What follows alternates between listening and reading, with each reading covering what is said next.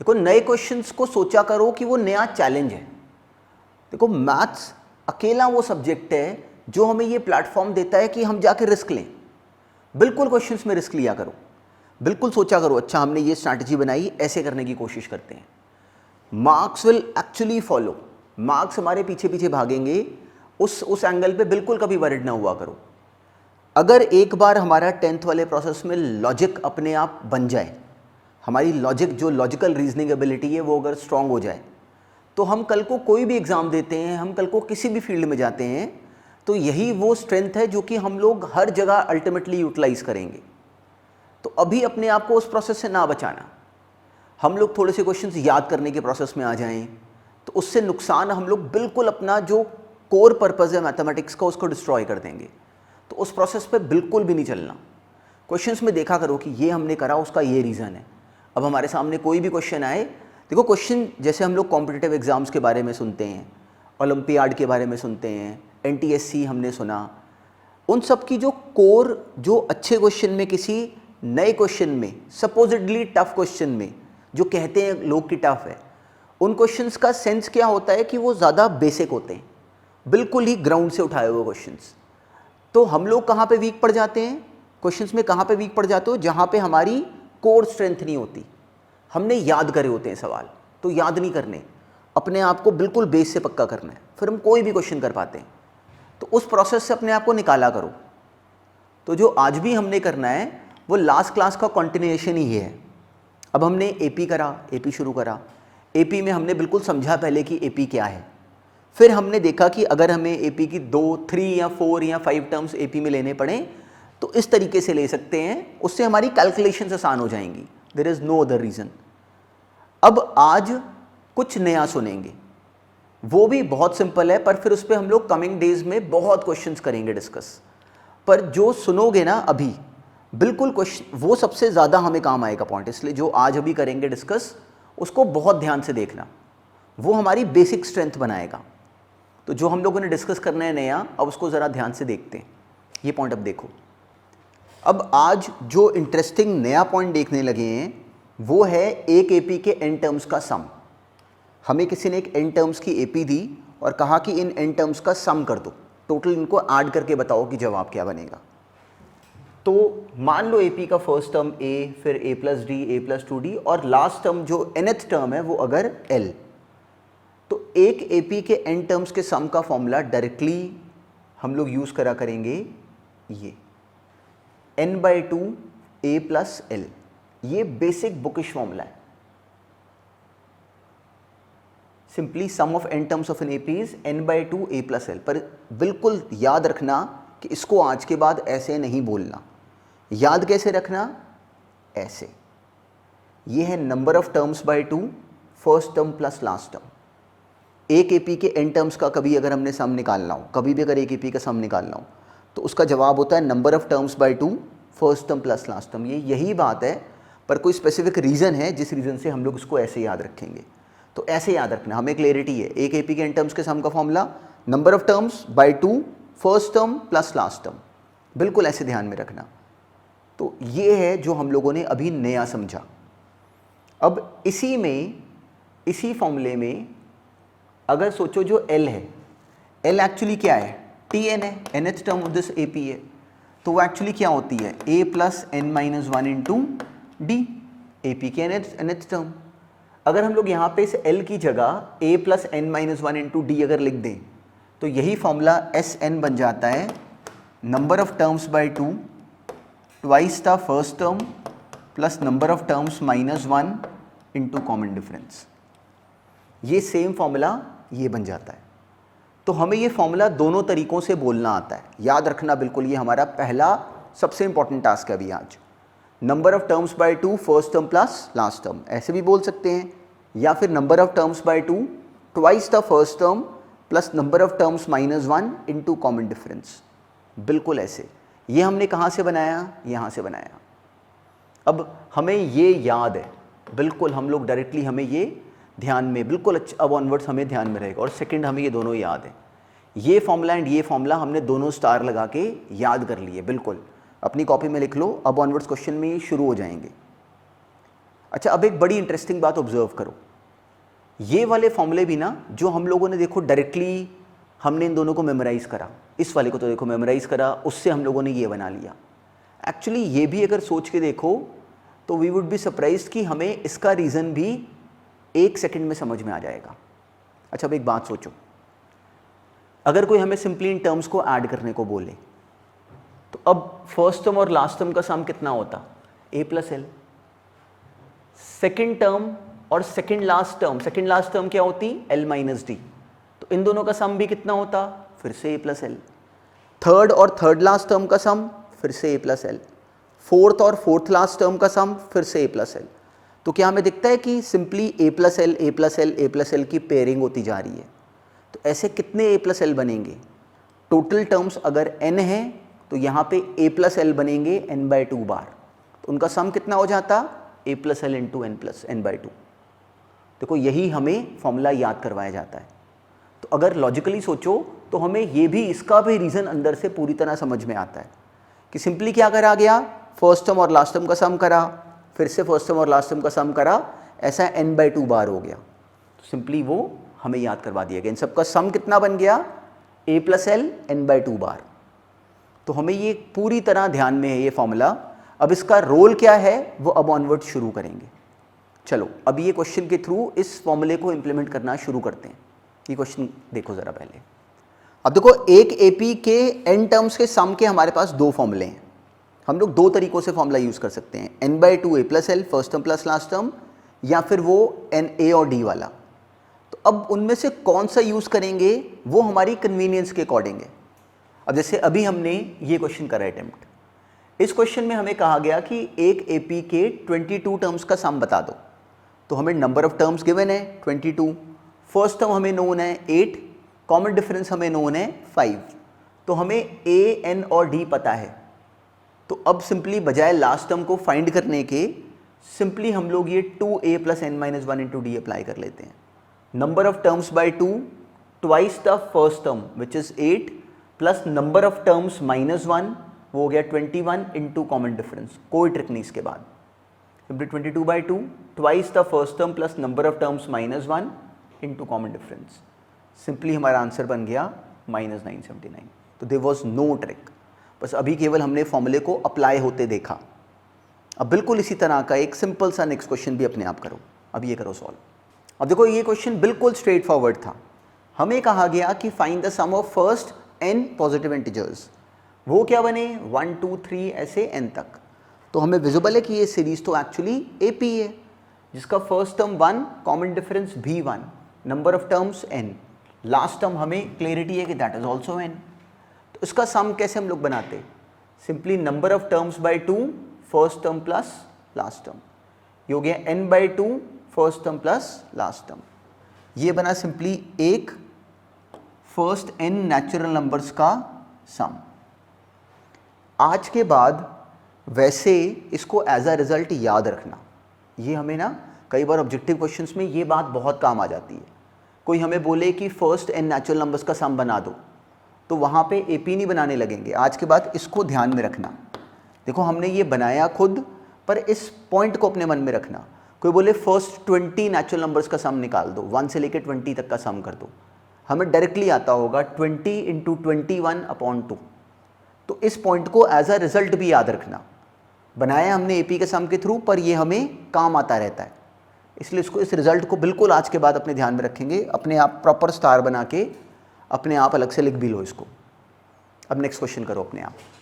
देखो अब इस क्वेश्चन को एंड टू एंड अगर हमने कंप्लीट करा तो हमने अप्रिशिएबल काम करा, बहुत बढ़िया काम करा।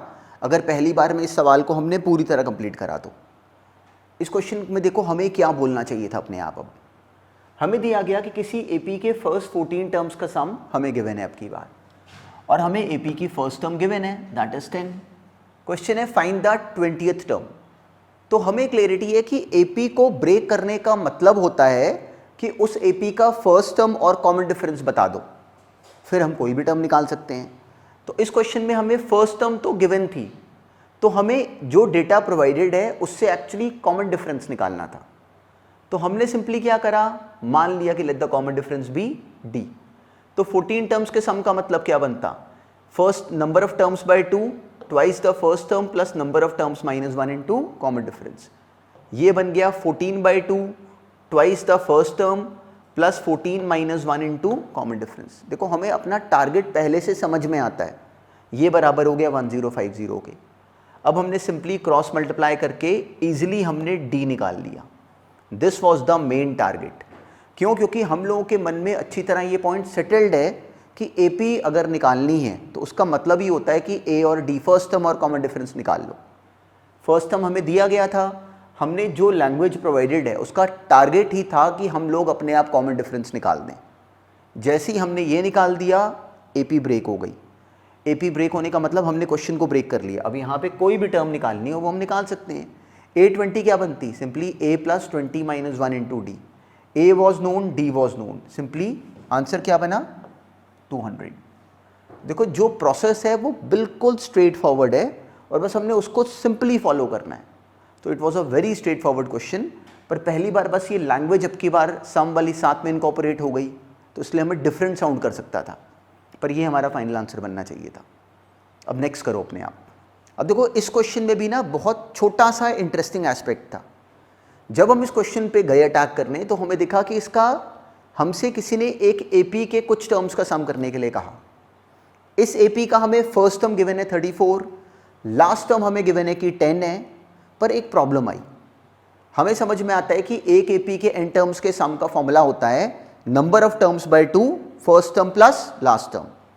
तो फर्स्ट टर्म नोन है, लास्ट टर्म नोन है, पर प्रॉब्लम कहाँ पे है? नंबर ऑफ टर्म्स नहीं पता। तो क्या हम नंबर ऑफ टर्म्स यहाँ पे निकाल सकते थे? तो हमें ऑलरेडी क्लियरिटी थी कि वो हम निकाल सकते थे। First term was 34, common difference was -2, last term was 10। अगर बोलें कि जो लास्ट टर्म है वो इस एपी की nth टर्म है तो हमने सिंपली बोला कि Tn which is a plus n minus 1 into D, वो हमें गिवन है कि 10 है। a नोन था 34, d नोन था -2, फिल करा, वहाँ से हमने n ऑब्टेन करा। तो जब हमें एक AP की नंबर ऑफ टर्म्स पता है 13 एंड फर्स्ट टर्म और लास्ट टर्म पता है, अब हम इस AP के n टर्म्स का सम बना सकते हैं। वो सिंपली क्या बन जाता? Sn which is number of terms by 2, first term was 34 plus last term which was 10। ये करना था हमने। ये सिंपली आ गया 13 इंटू 44 बाई 2 दैट इज 22। तो ये था वो काम जो हमने बिल्कुल end to end wind up करना था। This is what 220 plus 66 which is 286। ये हमारा बिल्कुल कंप्लीट फाइनल आंसर बनता। देखो इसमें हमें क्या करना पड़ा अलग, हमें ये डिसाइड करना पड़ा कि अब की बार हमें नंबर ऑफ टर्म्स नहीं गिवन तो क्यों ना हम लोग उसको ऑब्टेन कर लें। अब बिल्कुल इसी पैटर्न पे अब ये क्वेश्चन भी अपने आप कंप्लीट करो, अब ये सॉल्व करो। अब देखो बिल्कुल सेम पैटर्न। अब की बार हमें विजिबल था कि दिस इज एन एपी जिसका फर्स्ट टर्म हमें नोन था कि -5 है, फिर सेकेंड टर्म वॉज -8। तो कैसे बनी? दोनों को सब्ट्रैक्ट करा, कॉमन डिफरेंस कितना आया? -3, और लास्ट टर्म कितनी है? -230। सेम थॉट हमारे मन में आया, फर्स्ट टर्म हमें पता है, लास्ट टर्म हमें पता है, पर हमें इस एपी की नंबर ऑफ टर्म्स तो पता ही नहीं है। तो अभी हम इसका सम का फॉर्मूला अप्लाई नहीं कर पा रहे। तो हमें यहाँ पे सबसे पहले इस एपी की नंबर ऑफ टर्म्स निकालनी चाहिए थी। तो उसके लिए हमने बिल्कुल वो एक्सप्रेशन बनाई, a was -5, d was -3, last term वो एक इस एपी की nth टर्म हो गई, वो हमने बना ली a plus n minus 1 into D, this is -230। a की वैल्यू -5, d की वैल्यू -3 हमने फिल करी और हम सिंपली यहाँ पे नंबर ऑफ टर्म्स निकाल सके अब की बार, विच वॉज 76। तो सिंपली हमारा आंसर क्या बनता? Number of terms by 2 first term plus last term. वो सिंपली हम लोग बना सके 76 by 2 first term which was -5 plus last term which was -230। Simply हम लोगों ने इसको अब सिंप्लीफाई करा और हमारा ये कंक्लूजन बन सका, ये हमारा फाइनल आंसर बन जाता। देखो जो मेजर सेंस है वो ये कि हम इस बात को बोल पा रहे हो कि इसको हैंडल कैसे करना है। तो इसी को simply n/2 2a plus n minus 1 into D से करा, वो हमारी मर्जी। इसको डायरेक्टली हम लोग n/2 a प्लस l से बोल पाए, वो भी हमारी मर्जी। पर मेजर सेंस क्या था कि हमें अब की बार ये n निकालना पड़ गया। तो उसके बाद इस क्वेश्चन में देयर वाज नो ट्रिक। अब नेक्स्ट करो सॉल्व। अब देखो ये क्वेश्चन भी बिल्कुल सिंपल था। हमें एपी का फर्स्ट टर्म और कॉमन डिफरेंस गिवन था और हमें दिया गया कि उसकी जो nth टर्म है दिस इज 50। तो हमसे उस एपी के नंबर ऑफ टर्म्स और सम ऑफ n टर्म्स पूछा गया। तो अब हमें ये समझ में आता है कि अगर फर्स्ट टर्म हमें नोन है और कॉमन डिफरेंस अगर हमें नोन है तो tn हम लोग क्रिएट कर सकते हैं। वो हमें गिवन था कि 50 है। ए और डी को फिल करते ही एक्चुअली हमने सबसे पहले n निकाल लेना था। अब जैसे ही हमारे पास एपी के नंबर ऑफ टर्म्स हैं, फर्स्ट टर्म है और लास्ट टर्म है, तो एक्चुअली अब इसमें सम का फॉर्मूला अप्लाई करना तो बहुत सिंपल था। इसमें सिंपली हम लोगों ने अगर फॉर्मूला कर apply number of terms by 2 twice the first term plus n-1 into d. अब इनमें हर वैल्यू हमें पता थी, सिंपली वो बन गया n/2 twice the first term plus number of terms -1 16 - 1 15 into common difference. तो इसमें आंसर तो हमारा सही बनना ही है। इंपॉर्टेंट क्या था कि हमारे माइंड में ये फ्लो बन जाए। तो इन सब क्वेश्चंस का एक्चुअली पर्पस ही है कि हम लोग बिल्कुल इस फॉर्मूले पे बिल्कुल ही हमें ये दिखना शुरू हो जाए कि जो उसमें स्ट्रक्चर है वो कितना बेसिक है। तो अब यहाँ पे नंबर ऑफ टर्म्स के आने के बाद उसके एन टर्म्स के सम का फॉर्मूला हमें साफ साफ नज़र आता था। देखो ये वाला फॉर्मूला यूज़ करने की बजाय अगर हमने ऐसे भी बोल दिया हो तो it is also correct. Simply first term plus last term. First term was given to us, it was 5 and last term was 50। तो एक ही बात है। अगर हमने इस फॉर्मूले के थ्रू भी क्वेश्चन सॉल्व करा तो भी एग्जैक्टली सेम है, बिल्कुल सेम बात है। अब नेक्स्ट करो अपने आप सॉल्व। हमें किसी एपी का इस क्वेश्चन में 12th टर्म गिवन था, कॉमन डिफरेंस गिवन था। क्वेश्चन क्या था? Find the first term and the sum of first 12 terms. तो अब हमें ये क्लैरिटी है कि इन सारे क्वेश्चंस को ब्रेक करने के पीछे लॉजिक ही यही चलाएंगे कि फर्स्ट टर्म और कॉमन डिफरेंस में से जो हिडन है उसको बाहर निकाल लो। तो इस क्वेश्चन में कॉमन डिफरेंस तो हमें गिवन था, फर्स्ट टर्म हमें फाइंड करना था। तो हमने सिंपली बना लिया a + 11d, वो हमें गिवन था कि 37 है। वहाँ से हम a निकाल पाए कि इट इज़ 4। तो जब इस AP का फर्स्ट टर्म हमें पता है तो अब इसके कितने मर्जी टर्म्स का सम निकाल दो, इट वॉज स्ट्रेट फॉरवर्ड।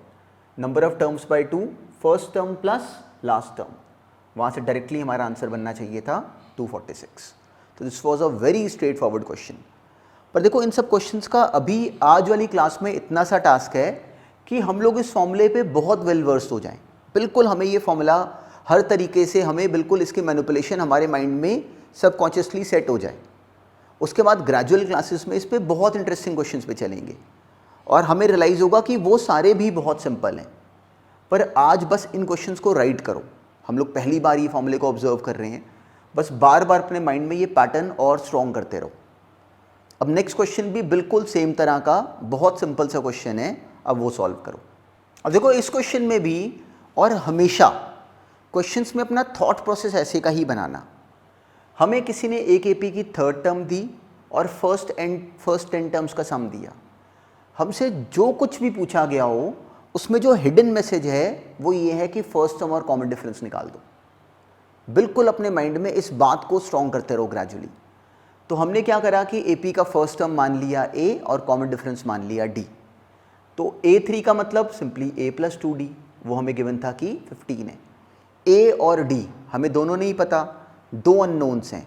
इनको सॉल्व करने के लिए हमें दो इक्वेशंस चाहिए, एक तो हमने बना ली। अब हमें इस एपी के 10 टर्म्स का सम गिवन है, उससे a और d के बीच में एक रिलेशन और बना लेते हैं। Simply 10/2 number of terms by 2 twice the first term plus 10 - 1 9 into common difference. ये हमें गिवन था कि इट इज़ 125। ये क्यों गिवन था? ताकि कि a और d के बीच में दो रिलेशंस बन जाए।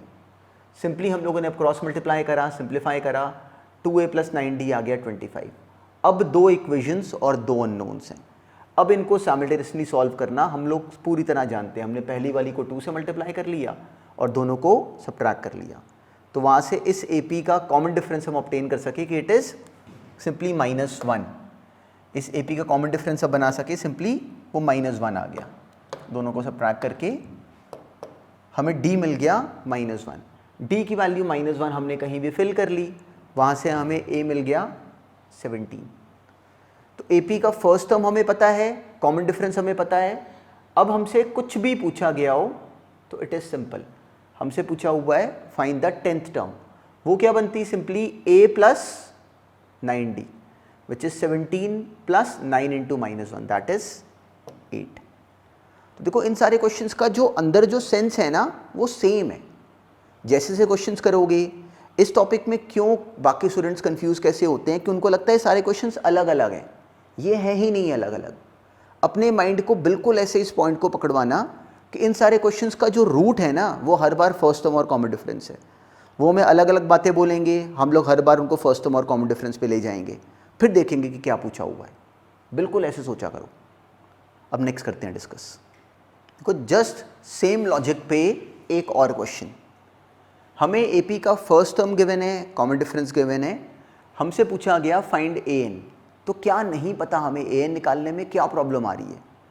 अकेली प्रॉब्लम ये आ रही है कि हमें ये पता ही नहीं कि इस एपी में नंबर ऑफ टर्म्स कितने हैं। अगर पता हो तो हम कोई भी टर्म निकाल सकते हैं। तो अब हमें वो एन निकालना कहाँ से था? एस एन के थ्रू। तो हमने उसकी एक्सप्रेशन बनाई, number of terms by 2 twice the first term plus number of terms -1 into common difference. A और डी हमने यहाँ पे फिल कर दिए, एस एन की जगह हमने 90 फिल कर दिया। ये बनी हमारी expression 2 times of 2 4 plus simply 8 n -8। ये अब की बार एलसीएम लेने पे एक्चुअली बन जानी थी क्वाड्रेटिक। अब क्वाड्रेटिक सॉल्व करने की हमें ऑलरेडी समझ है। सिंपली हमें दिखा कि पहले इसको सिंप्लीफाई कर लो अगर हो सकती हो। तो हमें दिखा कि इस पूरी टर्म में से सिंपली 4 कॉमन आके कैंसिल हो रहा था। देखो ध्यान में रखना, बहुत छोटी बातें होती हैं जिसकी वजह से हमारे क्वेश्चंस एग्जाम में रुक जाते हैं। कई बार हमें ये समझ नहीं होती कि सिंप्लीफाई कर लेना चाहिए। हमें दिखा देखो ये भी 4 का मल्टीपल, ये भी 4 का मल्टीपल, ये भी 4 का मल्टीपल। 4 बाहर कॉमन आ सकता था, हमने 4 बाहर कॉमन लेके उधर 0 के साथ ले गए। अब ये बनी एक्सप्रेशन। अब इसको कैसे ब्रेक करते हैं? हमारी मर्जी। या तो इसको फैक्टराइज कर लें, ये क्या बना -90। तो या तो हम लोग इसको थ्रू फैक्टराइजेशन ब्रेक कर लें, या फिर हम लोग सिंपली इसको ब्रेक करें यूजिंग आर फॉर्मूला, इस -n को। तो अगर इसको सिंपली अगर हम फैक्टराइज कर लें तो ये स्ट्रेट फॉरवर्ड फैक्टराइज हो पा रहा है। वहाँ से n के 2 जवाब आए।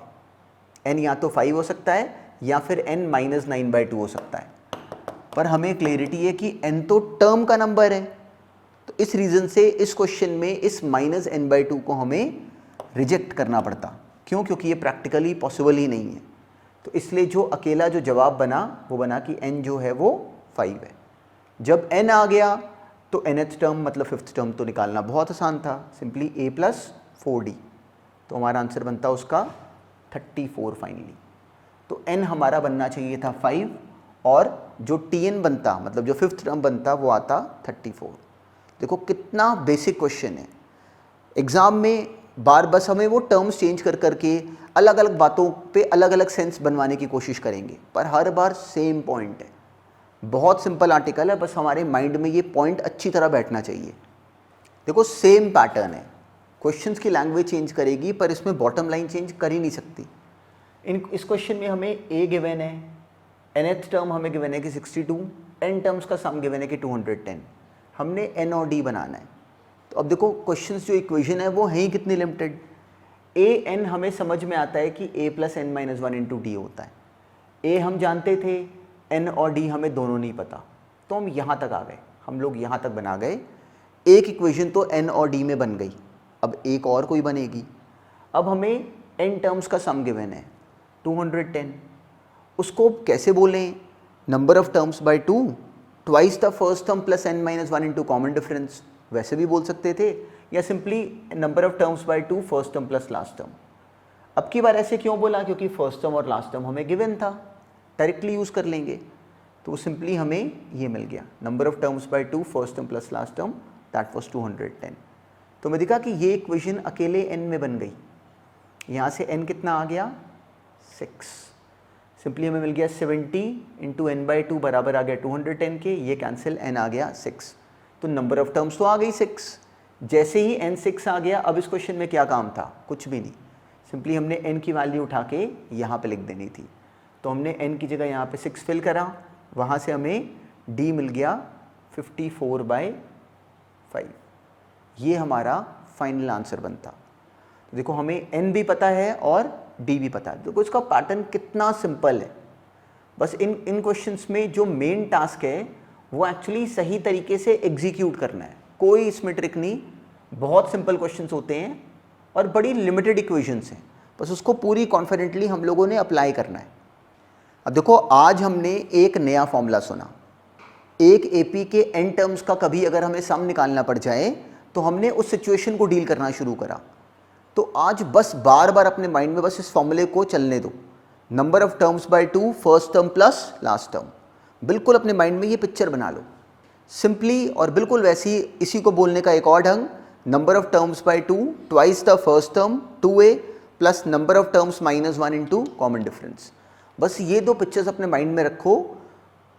क्वेश्चन टू क्वेश्चन डिपेंड करेगा कि किसका रोल आया, पर बहुत सिंपल टॉपिक है।